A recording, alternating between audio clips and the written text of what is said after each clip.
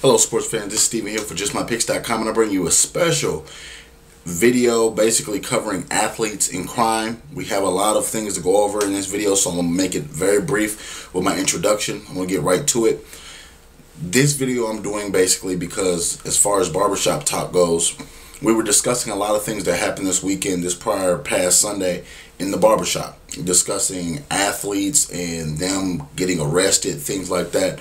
The big question that was faced to me, Stephen A., are athletes above the law, or is it just the media blowing it out of proportion? We've seen a lot of things from Antonio Morrison, the linebacker from the University of Florida, getting arrested for barking at a police dog and resisting arrest, to Aaron Hernandez's murder trial. We've just seen within the past 5 years a lot of crime, and it's going from DUI to assaults to things like that to even murder. So you have to look at the grand scheme of things. One apple doesn't spoil a bunch.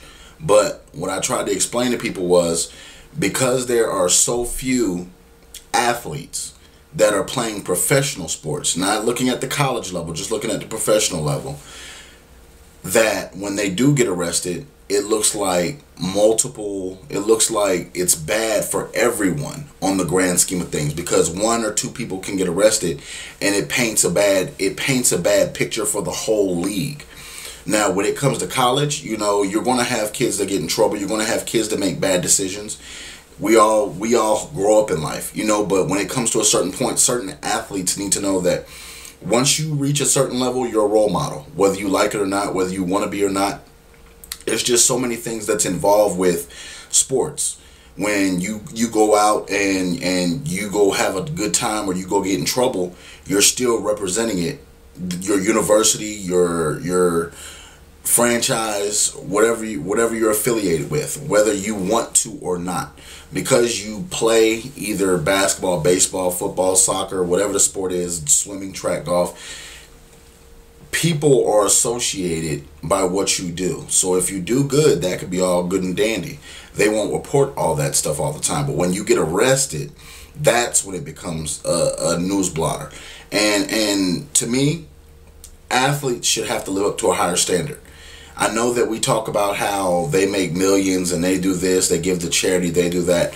But I don't think they're above the law. I think that they should be held to the same standard. And I feel like in order for sports to change, in order for people to start behaving better, in order for things to go better, then sports owners, franchise owners, excuse me, colleges, etc., they need to put harder restrictions on it. Maybe even put in place, you know, background checks and make that a requirement to pass that background check. But like I told the people on Sunday in the barbershop, as long as this continues, as long as people continue to pay for football players, for basketball players, college players, as long as they continue to support those kinds of players who are making these decisions, whether it's DUI, assaults, whatever, then teams are in our bottom line to make that money. So they're going to put the best product on the field, whether a person has a checker pass or not. We've seen a lot of the New England Patriots players as of late get in trouble. So, and they're keeping one of those players by fact, you know, and over time, I've seen it throughout sports through the 80s, 90s, and even now, that talent sometimes gets you a pass. When you get a DUI, when you get an assault charge, when you get a drunken arrest, you know. So for these things, people like you and me control what goes on in sports because we pay money to see these athletes play.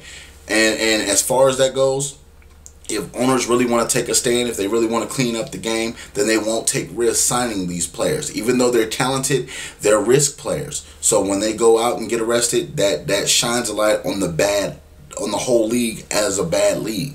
And honestly, all the NFL players are not bad players. You have law-abiding citizens in all the leagues. But because the 20 to 30 that did get arrested, and some of them repeat offenders, it makes all look bad. So before you judge, just look into the facts. I think that it's a little exaggerated by the media because there's a lot of players in the NFL. It's 53 players on each active roster. So imagine 53 times 32. So you have to look at one or two apples, don't spoil a whole bunch. I don't think the state of the NBA, the NFL, or MLB is really going to change until owners take a stance against these players with checker past and hold them accountable for what they do. This has been an informative video for JustMyPicks.com. You can check me out on YouTube, YouTube.com/JustMyPicksTV. You can also check me out on JustMyPicks.com. Also, follow me on Twitter at JustMyPicksTV. Check out this video, all my other videos. Please subscribe and comment, and God bless.